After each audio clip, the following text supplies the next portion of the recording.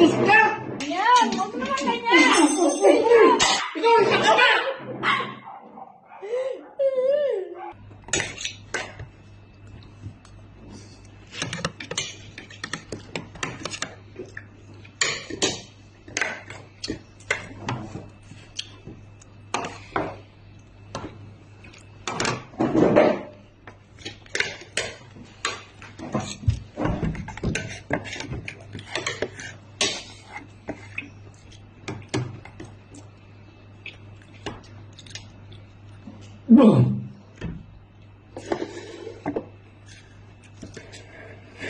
Ano yan? Bastos naman. Kumakain tayo. Diyan pa kayo naubo.